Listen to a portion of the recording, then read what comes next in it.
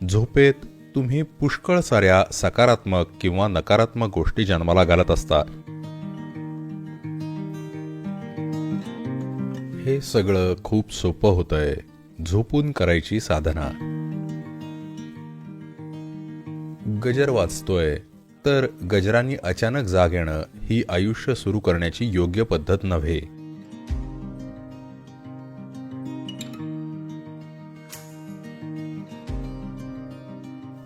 तुमच्यापैकी किती जणांना असं वाटतं की सकाळी उठल्यावर काही कारण नसताना वैतागल्यासारखं वाटतं? वर्षातून जरी ते 2-3 वेळा होत असेल तर मग at least 2-3 times a year.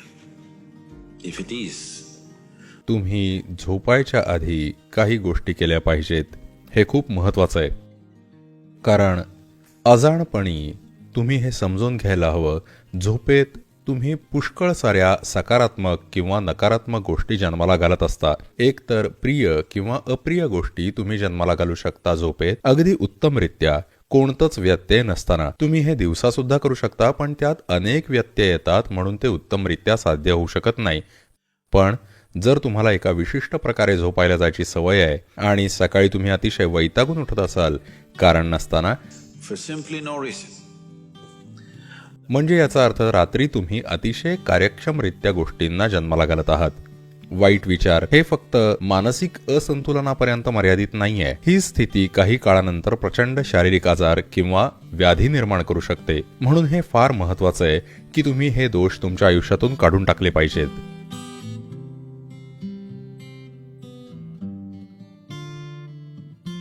म्हणून रात्री झोपी जाण्याआधी तुम्ही काही गोष्टींची काळजी घेतली पाहिजे.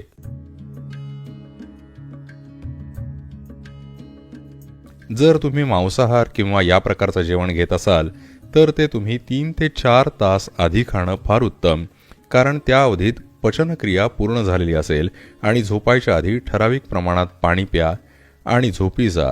तुम्ही पाहाल शरीर सहजपणे आरामात झोपेल. एक अगदी साधी गोष्ट आणि ती म्हणजे अंघोळ. रोज अंघोळ करा झोपायला जायच्या आधी. यानं खूप फरक पडेल. ह्या हवामानात कदाचित थंड पाण्यानं स्नान करणं जमत नसेल तर कोमट पाण्यानं करा. रात्री गरम पाण्याने करू नका, कोमट पाण्याने करा. ते तुम्हाला सजग करेल आणि कदाचित तुम्हाला वाटेल तुम्ही झोपू शकणार नाही. काही फरक पडत नाही. 15-20 मिनिटं किंवा अर्धा तास तुम्ही उशिरा झोपाल, पण तुम्ही चांगलं झोपाल, कारण अंघोळ काही गोष्टी नितळ करतं. जेव्हा तुम्ही अंघोळ करता तेव्हा तुम्ही फक्त शरीरावरचा मळ नाही काढत आहात.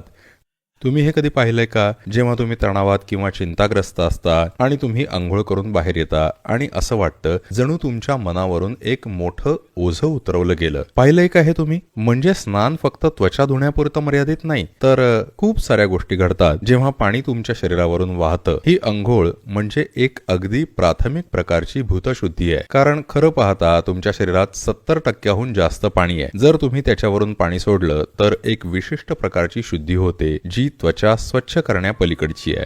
आणखीन एक गोष्ट जर तुम्हाला करायची असेल तर तुम्ही एक नैसर्गिक तेलाचा दिवा लावावा. कापसाची वात, जे उपलब्ध असेल ते तेल. तुम्ही इथं कुठलं वापरता?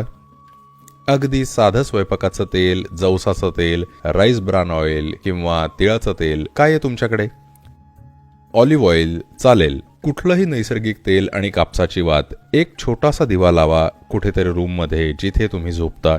where you sleep. तुम्ही पाहाल या सगळ्या नकारात्मक गोष्टी नाहीशा होतील. जर तुम्ही एखादा मंत्र लावू शकला किंवा काही रात्री करायच्या साधना आहेत, योगिक साधना, झोपायच्या आधी तुमच्या बिछाण्यावर बसा आणि ही साधना करा. तुम्हाला हे माहिती आहे का, जर तुम्ही 60 वर्ष जगलात, साधारण सरासरी एक माणूस एका वर्षात 11 ते 14 टन अन्न खातो.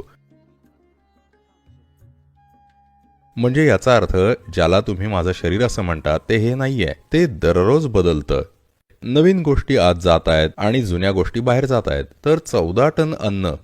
पण आता सध्या तुम्हाला एवढं सगळं वजन घेऊन वावरायची गरज नाही. म्हणजे साहजिकच तुमच्याकडे आता शरीर म्हणून जे आहे ते तात्पुरतं अन्न आणि माती म्हणजे ही भूमीच आहे, नाही का?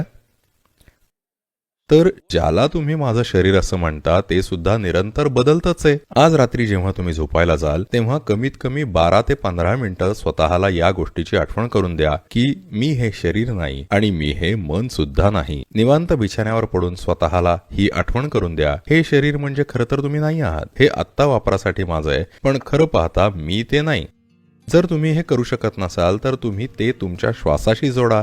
श्वास आत घेताना म्हणा मी शरीर नाही, श्वास बाहेर सोडताना म्हणा मी मनही नाही. फक्त 12 मिनिटं पडून राहा आणि हे एवढं करा अगदी झोपी जायच्या शेवटच्या क्षणापर्यंत.